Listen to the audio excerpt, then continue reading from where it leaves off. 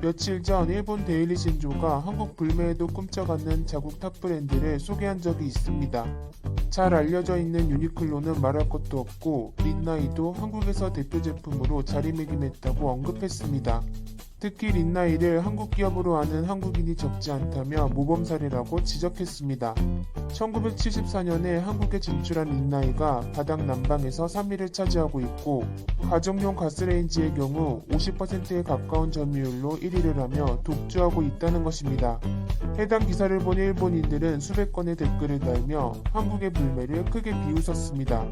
한국에서 일본 제품을 모두 철거하면 틀림없이 나라가 멸망할 것이라며 일본 제품이라는 사실을 모르고 있다는 것에 처량하다는 반응까지 보이고 있습니다. 린나이는 1974년 한국과의 합작 투자 형태로 국내에 진출한 바 있습니다. 특히 2009년 한국인 지분 49%를 모두 취득해 100% 일본계 회사가 된 상태입니다. 린나이 코리아는 2017년 초 동해를 일본해로 표기한 지도를 사용해 여론의 문매를 맞은 전력도 있습니다. 하지만 한국인들의 불매는 일본 생각처럼 허술하지 않았습니다. 대체 불가라고 표현한 린나이 코리아의 지난해 매출은 2018년 대비 13.6%가 줄었고 영업 손실은 101억 원에 달했습니다. 2016년까지만 해도 130억 원대 영업이익을 올리던 것에서 큰 폭으로 감소한 것입니다. 이는 일본 기업보다 더 막강한 토종 브랜드가 힘을 키웠기 때문입니다. 린나이의 주력 사업은 가스보일러와 가스레인지입니다. 가스레인지 시장에서는 2016년부터 국산업체 SK매직에 밀려 30%대 점유율로 추락한 상태입니다. 린나이가 50% 점유율로 1위를 하고 있다는 일본 측 주장은 말도 안 되는 것입니다. 실제로는 SK매직이 40%대 점유율로 1위를 하고 있습니다. 그리고 가스보일러 시장에서는 경동나비엔과 귀뚜라미가 한국 시장을 굳건히 지키고 있습니다. 양사의 점유율은 각각 30% 이상인 반면 린나이는 20%대에서 15% 수준으로 추락한 상태입니다. 린나이는 경쟁사 대비 연구개발비 투자도 등한시했는데 매출 대비 비중이 0.2% 정도밖에 되지 않는 상황입니다. SK매직이 1.4%, 경동나비엔은 2.6% 정도를 사용하는 것과도 큰 차이를 보이고 있습니다. 여기에 린나이가 아카일로 상황에 발버둥을 치고 있다는 기사까지 나오고 있습니다. 린나이 코리아는 지난해 하반기 100여 명에 달하는 인원을 구조조정한 것으로 전해지고 있습니다. 그런데 한국 대표 기업들은 정반대의 상황을 겪고 있습니다. 우선 SK매직은 올해 매출액이 1조 원을 눈앞에 두고 있는데 이는 전년 8,700억을 훌쩍 뛰어넘는 수치입니다. 가스레인지뿐 아니라 렌탈 등 신사업 부분이 고공행진을 거듭하는 중입니다. 그리고 일본이 우습게 봤던 경동나비엔의 실적도 하늘 높은 줄 모르고 올라가고 있습니다. 10일 경동나비엔의 3분기 실적이 나왔는데 전년 동기 대비 150%가 뻥충 뛰며 228억 원의 영업이익을 기록한 것으로 나타났습니다.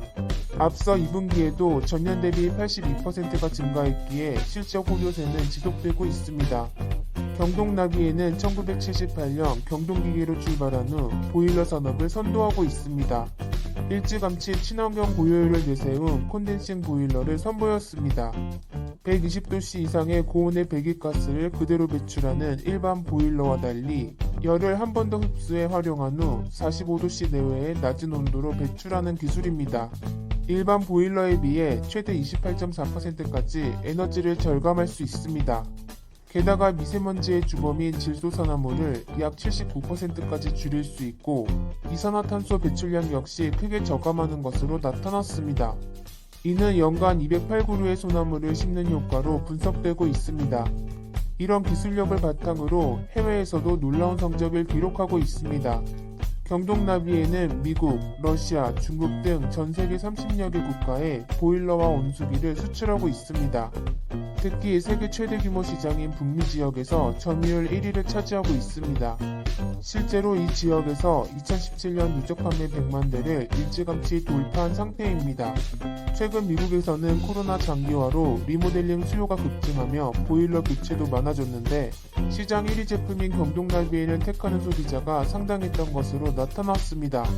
경동나비엔은 2006년 미국 법인을 설립해 북미 시장에서 콘덴싱 기술을 선보였습니다.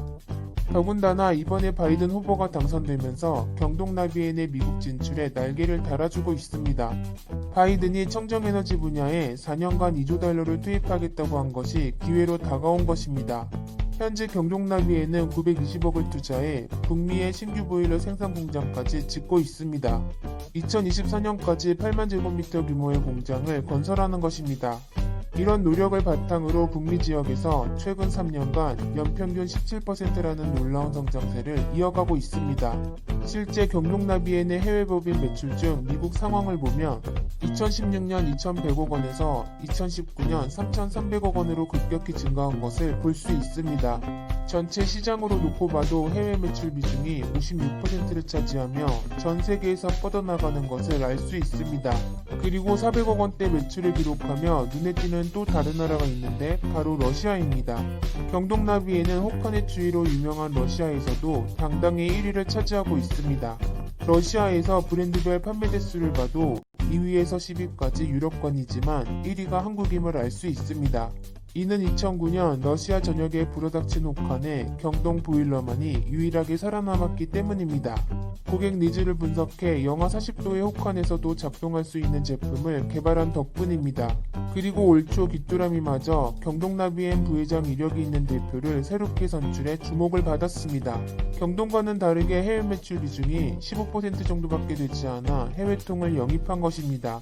귀뚜라미도 거꾸로 뉴 콘덴싱 가스 보일러를 내놓으며 사업 확장에 공을 들이고 있습니다. 실제로 콘덴싱 판매 비중이 2015년 30%대에서 올해 80% 이상까지 올라온 상태입니다.